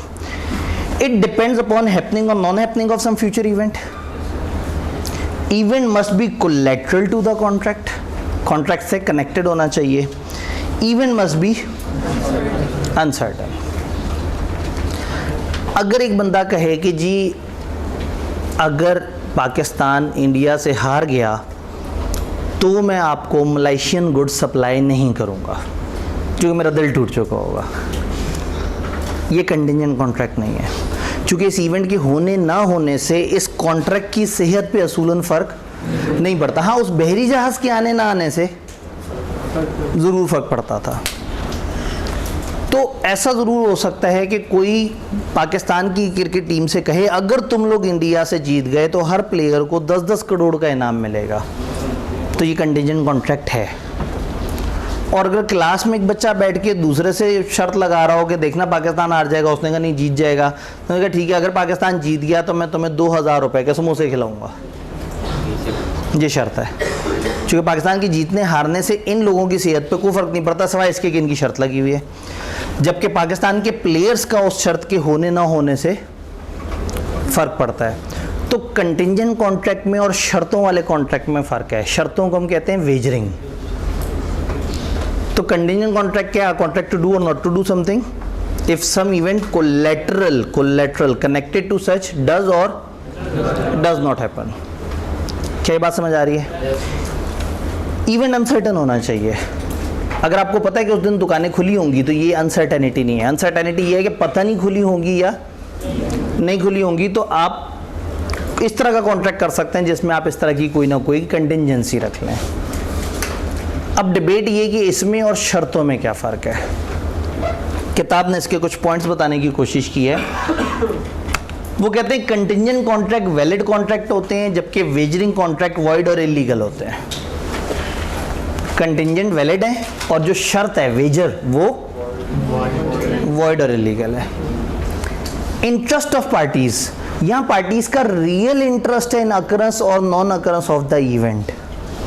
इवेंट के होने ना होने से पार्टीज का गहरा ताल्लुक है, और इधर parties are not interested in occurrence और non occurrence of the event सिवाय विनिंग और लूजिंग द अमाउंट। ये तो ज़रूर उनका इंटरेस्ट है कि मैं जीत जाऊंगा या हार जाऊंगा, लेकिन उस इवेंट के होने ना होने से उनकी ज़िंदगियों में और कोई फ़र्क नहीं पड़ता। जबकि कंटिंजेंट कॉन्ट्रैक्ट में उनको फ़र्क पड़ता है उस इवेंट के होने ना होने से। ये बात क्लियर है? लास्ट पॉइंट को देखते हैं, फिर इस तरफ आते हैं। रेसिप्रोकल प्रॉमिस, हम इंशाल्लाह परसों पढ़ रहे होंगे। रेसिप्रोकल प्रॉमिस होते हैं प्रॉमिस के बदले प्रॉमिस। आपको याद होगा कि ए ने बी को कुछ बेचने की कोशिश की थी, आम, 1 किलो आम, और कितने पैसे?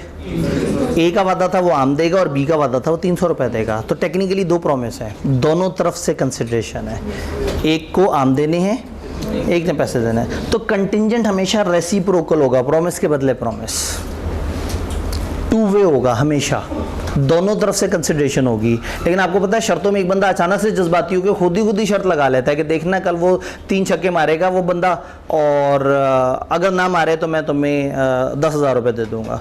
दूसरे ने कुछ नहीं कहा, कोई शर्त नहीं लगाई मुकाबले पे। तो जो वेजरिंग है वो 1 साइड और 2 साइड दोनों हो सकता है, रेसिप्रोकल हो भी सकता है, नहीं भी, जबकि वो हमेशा रेसिप्रोकल होगा। ये बात समझ आई? आखिरी बात, कंटिंजेंट कॉन्ट्रैक्ट में वो जो फ्यूचर अनसर्टन इवेंट है वो सिर्फ कोलैटरल है, सिर्फ कनेक्शन है, जबकि वेजरिंग में वही असल चीज़ है। थोड़ा सा इसको समझने की कोशिश करते हैं। ए ने बी से कहा है कि मैं आपको मलेशियन गुड्स बेचूंगा और आपने मुझे 20,000 रुपये देने हैं। एक बंदा 20,000 देगा और दूसरा क्या देगा? मलेशियन गुड्स देगा। ये तब होगा जब बहरी जहाज़ आएगा। तो बहरी जहाज़ कंसिडरेशन नहीं है, कंसिडरेशन क्या है? गुड्स और पैसे। तो बहरी जहाज़ का आना या ना आना सिर्फ कोलैटरल है, सिर्फ कनेक्टेड इवेंट है। तो कंटिंजेंट कॉन्ट्रैक्ट में असल में कुछ कंसिडरेशंस होती हैं और एक इवेंट होता है जिसके होने ना होने पे इन दोनों ने एक दूसरे को कंसिडरेशन देनी होती है। जबकि वेजरिंग में क्या होता है, एक बंदा दूसरे से कहता है कि अगर पाकिस्तान जीत गया तो मैं तुम्हें 10,000 रुपये दूंगा। तो एक तरफ 10,000 रुपये और दूसरी तरफ पाकिस्तान की जीत है, यानी दूसरी तरफ कंसिडरेशन नहीं है, दूसरी तरफ जो है वो एक इवेंट को ही आपने कंसिडरेशन बना दिया। तो वेजरिंग के अंदर क्या होता है, the uncertain event is sole determining factor of the agreement, जबकि यहाँ फ्यूचर अनसर्टन इवेंट जो है सिर्फ कोलेट्रल होता है। इसमें आई के अपने एक दफ़ा एग्जांपल्स के भी थ्रू उसको साबित करने की कोशिश की, सवाल भी पूछे। एक बंदे ने दूसरे से कहा कि तुमने मुझे घर बना के देना है, लेकिन मैं ये घर की पेमेंट सिर्फ तभी करूँगा जब मुझे एक एक्सटर्नल आर्किटेक्ट कंफर्म कर दे कि तुमने नक्शे के मुताबिक घर बनाया है। तो एक ने घर बना के देना है और दूसरे ने पैसे देने हैं, लेकिन ये कब होना है? जब एक एक्सटर्नल आर्किटेक्ट ने आके कंफर्म करना है कि ये चीज़ें प्लान के मुताबिक हुई हैं। तो ये कंटिंजेंट कॉन्ट्रैक्ट है। एक जगह एक बंदे ने दूसरे से कहा तुमने मेरा घर बनाना है और जब तुम घर बना के दोगे तो मैं पैसे दूंगा। तो ये कंटिंजेंट नहीं है, चूँकि इसमें शर्त बाहर की नहीं है। घर बनाना तो कंसिडरेशन है, तो मुझे घर बना के दो मैं तुम्हें पैसे दे दूँ। बात समझ रहे हैं? तो कंटिंजेंट तब होगा जब दोनों तरफ की कंसिडरेशन के अलावा कोई एक तीसरा इवेंट होगा जिसके होने ना होने पे ये कॉन्ट्रैक्ट की हैपनिंग या नॉट हैपनिंग डिपेंड कर रही होगी। बात समझ आई? तो वेजरिंग में ऐसा नहीं होता। वेजरिंग में क्या होता है, वही इवेंट ही मेन चीज़ होता है, जबकि यहाँ फ्यूचर अनसर्टन इवेंट सिर्फ और सिर्फ कोलेट्रल, सिर्फ एक पीछे की कंडीशन होती है, जबकि असल जो एग्रीमेंट है वो कुछ और होता है। यहाँ तक अगर कोई सवाल है तो मुझे बताएं ताकि मैं फिर आगे चलने के बारे में सोचूं। जी, इसमें वो केस कर सकता है दूसरे कंटिंजेंट कॉन्ट्रैक्ट। कंटिंजेंट कॉन्ट्रैक्ट एक वैलिड कॉन्ट्रैक्ट है। अगर इवेंट हो गया तो वैलिड है, इवेंट ना हुआ तो वॉइड है। अभी ये जो सामने स्लाइड आ रही है इस पे यही डिस्कस करना है, ये कब वैलिड होगा और कब वॉइड होगा। और वेजिंग तो है ही गलत, जब वॉइड है, वेजिंग शुरू से ही वॉइड है, वॉइड एब इनिशियो है, था ही गलत। ये बाद में मनसूख हो सकता है कंडीशन की वजह से, जबकि वेजरिंग पहले ही दिन गलत था। वेजरिंग के ऊपर भी चैप्टर 4 में मजीद डिस्कशन भी हमारी होगी इंशाल्लाह। जी,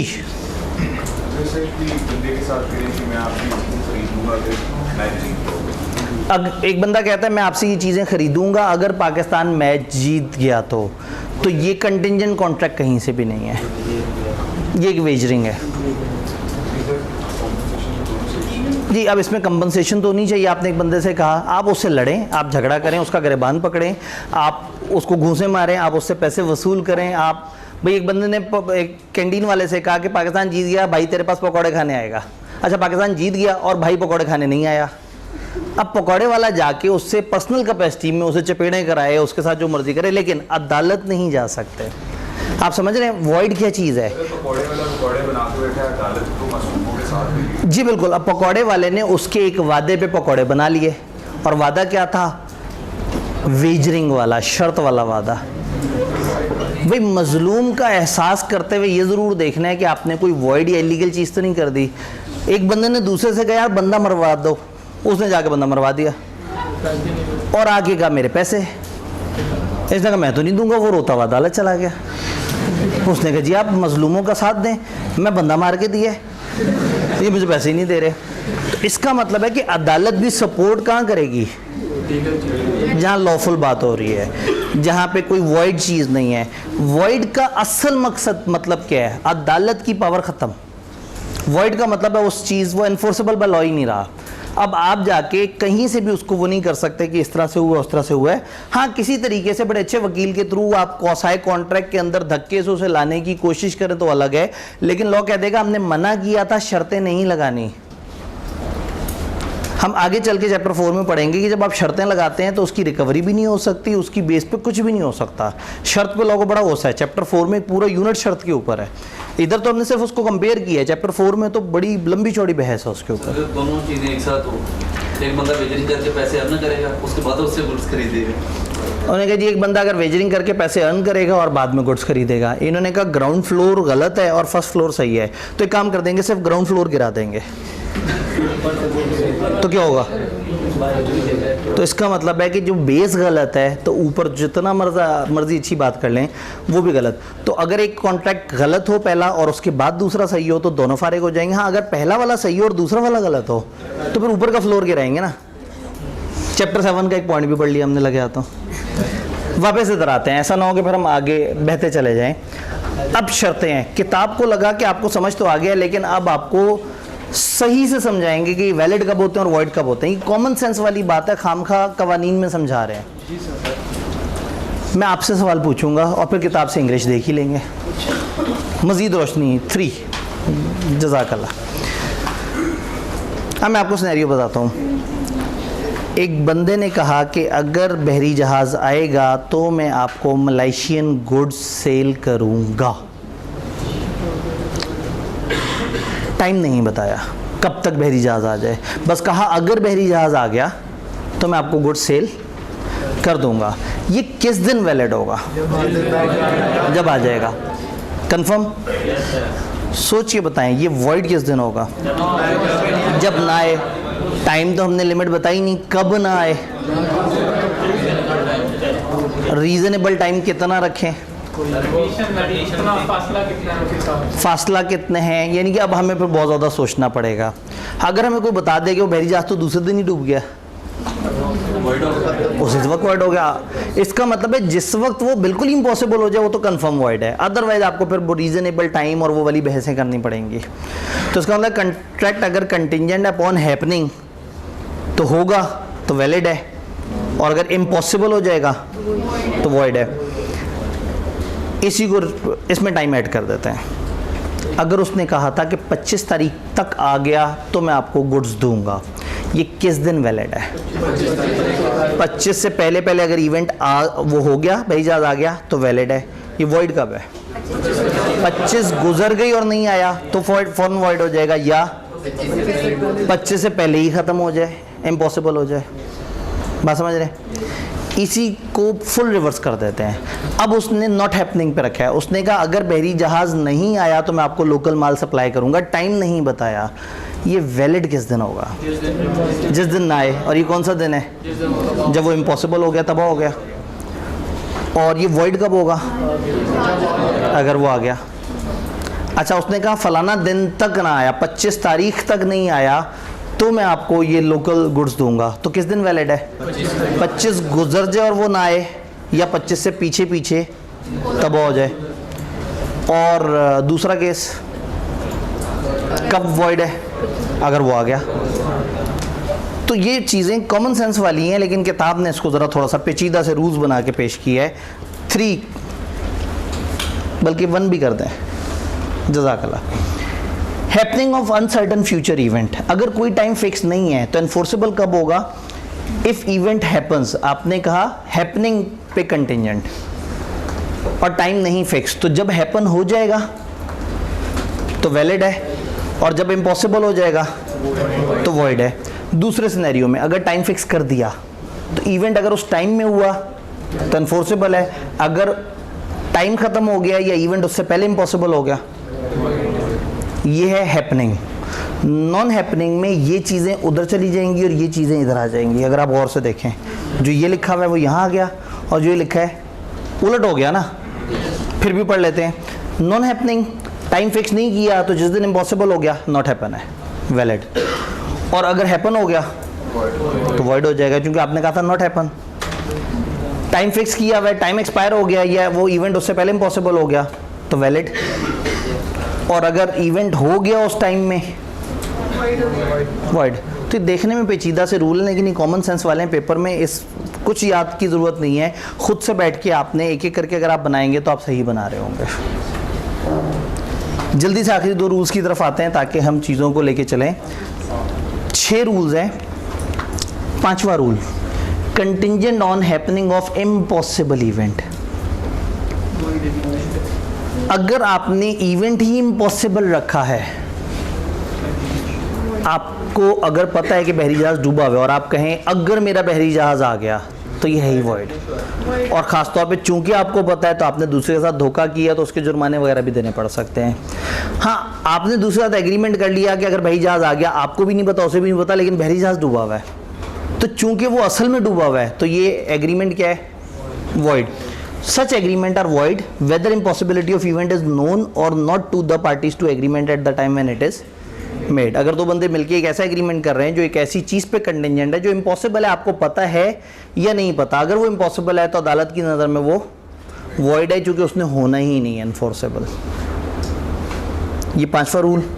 और 6वां रूल इस चैप्टर का सबसे technical point, future conduct of a person. इसके लिए एक दफ़ा 1-3 ज़रा लाइट ओपन करनी पड़ेगी, थोड़ा सा समझना पड़ेगा ज़बानी। Future conduct of a living person. Sometime contract किसी इवेंट पे डिपेंड नहीं कर रहा होता, किसी इंसान के एक्शन पे डिपेंड कर रहा होता है। फ़र्ज़ करें मैं आपसे कहूँ कि अगर हम लोगों ने, या चले हम लोगों नहीं, मैं कहता हूँ अगर मैंने संडे को आप लोगों की कोई स्पेशल 10 घंटे की क्लास रखी तो मैं आप लोगों को समोसे भी खिलाऊंगा उस क्लास में। सर रख लें फिर, अगर बात समोसों तक आ गई है तो हम 10 घंटे कबूल हैं। अभी तक तो आप इल्म जैसी बकवास चीज़ दे रहे थे, समोसे जैसी अगर पायदार चीज़ आप दे रहे हैं तो 10 घंटे की क्लास भी रख लें। अच्छा, तो टीचर ने कहा अगर मैंने संडे को स्पेशल क्लास रखी तो मैं आपको समोसे खिलाऊंगा। चलो समोसे तो एक स्लैंग बात हो गई, कोई इस तरह का कॉन्ट्रैक्ट जिसमें एक बंदे के एक्शन पे, तो ये किस दिन वैलिड है? अगर मैंने वो संडे को क्लास की और क्लास भी 10 घंटे की। अच्छा, ये इवेंट मेरे एक्शंस पे डिपेंड कर रहा है ना, किसी मार्केट की अनसर्टेनिटी पे तो नहीं डिपेंड कर रहा कि पता नहीं कोई तूफान आएगा नहीं आएगा, बहरी जहाज़ पहुँचेगा नहीं पहुँचेगा, मेरे एक्शंस पे डिपेंड कर रहा है। अगले दिन क्लास में आके कहूँ कि मैं सोच रहा हूँ हमें करने की ज़रूरत नहीं है संडे पे क्लास, तो आप उसी वक्त समोसों पे फातिहा पढ़ लेंगे। आप कहेंगे अब तो कहानी ही ख़त्म हो गई। क्या संडे आ गया है? कोई पता नहीं सैटरडे की शाम दोबारा से मैं कह दूँ, लेकिन वो जो ओरिजिनल कॉन्ट्रैक्ट था वो ख़त्म हो गया। तो जब कॉन्ट्रैक्ट कंटिजेंट होता है future conduct of a living person पे, and that person does anything, वो बंदा कुछ ऐसा करे विच रेंडर्स इट इम्पॉसिबल, जो उसको इम्पॉसिबल बना दे कि अब वो वैसा करेगा जैसा कॉन्ट्रैक्ट में लिखा था, तो कॉन्ट्रैक्ट खुद ब खुद ख़त्म हो जाएगा। Other than further contingency, further contingency नहीं सोचनी कि हो सकता है अगले दिन सर को फिर दोबारा से रहम आ जाए। जब सर ने एक दफ़ा कह दिया कि संडे को क्लास नहीं करनी, तो वो जो शुरू में संडे की कंटिजेंसी थी वो सारी की सारी ख़त्म हो गई। ये बात समझ आई जी? अगर आप बुला लें और 9:30 घंटे पढ़ा के आपके, हाँ, तो ये तो मेरी चालाकी होगी ना। लॉ मासूमों को क्या करेगा? लॉ मासूमों को क्वांटम मैरियट का राइट देगा, सिलेबस में नहीं है, आपने सर्च कर लेना है क्वांटम मैरियट। मैरिट जो है ना उसमें बीच में एक यू फिट कर देना है, ठीक है, MER के बाद UIT कर देना है। तो क्वांटम मैरियट की एक लॉ का रूल होता है, हमें बड़ी हैरत है कि हमारी किताब में क्यों नहीं लिखा हुआ, इस चैप्टर से कनेक्टेड रूल होता है, लेकिन नहीं लिखा हुआ तो मैं ज़रा बाउंड हूँ। तो आप थोड़ा सा सर्च कर लेंगे तो वो आपको बता देगा कि उसमें क्या रूल होता है। फिर आप किसी और क्लास की कोई क्लास रखें, मतलब किसी और सब्जेक्ट की कोई क्लास रखें? बड़ी ज़बरदस्त बात कर दी। अगर मैं आप लोगों को तो इनकार ना करूं, लेकिन मैं संडे के वही टाइम पे कोई और क्लास अनाउंस करके बैठ जाऊं तो भी आपको ठंड पड़ जाएगी। इसका मतलब है if I does anything which makes it impossible कि मैं वो करूं जो लिखा था, तो अब कॉन्ट्रैक्ट क्या हो जाएगा? वर्ड हो जाएगा। इसको एक दफ़ा एग्जांपल में देखते हैं, 1 3 दोनों कर दें, ये काम बात बड़ी अहम है। If future event is the way in which a person will act at an unspecified time. Future event अगर एक एक्शन है जिस पे कोई बंदा कभी भी एक्शन वो काम कर सकता है, the event shall be considered to become impossible. मान लिया जाएगा कि इवेंट क्या हो गया? Impossible. When such person does anything, जब वो कुछ ऐसा करे विच रेंडर्स इट इम्पॉसिबल, जो इस चीज को नामुमकिन बना दे, that he should so act. अगर वो कुछ ऐसा करे जिसके बाद वो ऐसा ना कर सके, so act within any definite time और otherwise then under further contingency. Further contingency से हट के सोचना है। तो अगर एक बंदे ने कोई ऐसा एक्शन किया जिस एक्शन के बाद वो दूसरा एक्शन नहीं करेगा, तो फिर आपको समझ आना चाहिए। इसमें एक स्लैंग एग्जांपल दी जाती है, एक ज़माने में ICAP की किताब में भी होती थी, फिर उन्होंने गायब कर दी, उन्हें मुनासिब नहीं लगा, कि एक बंदे ने एक खातून से कहा कि अगर मैंने आपसे शादी की तो मैं आपको डायमंड की रिंग गिफ्ट करूंगा। और कुछ दिनों बाद वो खातून को उस बंदे की शादी की खबर मिल गई। एक बंदे ने कहा अगर मैं आपसे शादी करूं तो मैं आपको डायमंड की रिंग दूंगा, और उस खातून को पता लगा कि उस बंदे ने किसी और से शादी कर ली। इस इवेंट का मतलब है इफ ही डज एनीथिंग जिसके बाद वो इम्पॉसिबल हो गया। कंटिजेंसीज में पॉसिबल है। अगर वो बंदा दोबारा से शादी के बारे में सोचे तो इतना आगे नहीं सोचना। उन्हें पता था बीलो के जो बच्चे हैं ना वो बहुत दूर चले जाएंगे, कहते भाई इतना नहीं सोचना, अदरवाइज अंदर। तो अगर फ्यूचर इवेंट एक वे है कि बंदा एक्ट करेगा, हाँ भाई ये बंदा शादी करेगा, लेकिन ये इवेंट इम्पॉसिबल हो जाएगा जब वो बंदा कुछ ऐसी गिरी हुई हरकत कर ले जो इसको इम्पॉसिबल बना दे। उसने कुछ ऐसा किया जिसके बाद इसकी शादी खत्म। फर्दर कंटिजेंसी नहीं सोचनी जी। ये भी हो सकता है कि बंदा ही मर जाए, उससे तो कॉन्ट्रैक्ट खुद ही इम्पॉसिबल हो जाएगा। तो वो हम आगे चल के पढ़ेंगे कि बंदे के मरने से कॉन्ट्रैक्ट किस तरह से ख़त्म हो जाते हैं। ये बात समझ आई? अब इसकी लैंग्वेज थोड़ी सी टेढ़ी है, तो एक अल्टरनेट लैंग्वेज इसकी है। अगर आपको ये ना पसंद आए तो आप वो कानूनी लैंग्वेज ही है। If future event depends on someone's action at an unspecified time, it's considered impossible if that person does something making it impossible for them to act that way within a specific time or under different conditions। तो अगर आपको हमेशा से इससे लगाव रहा है इस वर्डिंग से तो आप इसको वो कर लें, अदरवाइज इसकी थोड़ी सी डिफरेंट, इसको एक खास लेवल से ज़्यादा साफ नहीं किया जा सकता। जुमला ऐसा है कि इसमें छोटी छोटी सी बहुत सारी बातें हैं। तो अगर कंटिजेंसी किसी की एक्शन के ऊपर है और वो नहीं कुछ और एक्शन कर ले जिससे ये एक्शन ख़त्म हो जाए, तो हम कहेंगे कि ये वाला मामला बिल्कुल ही ख़त्म हो गया। वक्त ज़्यादा होता तो एक दो और एग्जांपल वो करते क्लास में, तो शायद हमने वो दादा पोता बेटे वाली भी, पता नहीं क्लास के अगर कुछ बच्चे बैठे हों तो। जी भाई का आखिरी सवाल लेते हैं और उसके बाद चूंकि बाहर वाले बच्चे भी बेचारे तंग हैं। जी अगर एक मिनट ज़रा सुनने दें, पहले ख़वातीन को निकलने देना है। जी सवाल क्या है?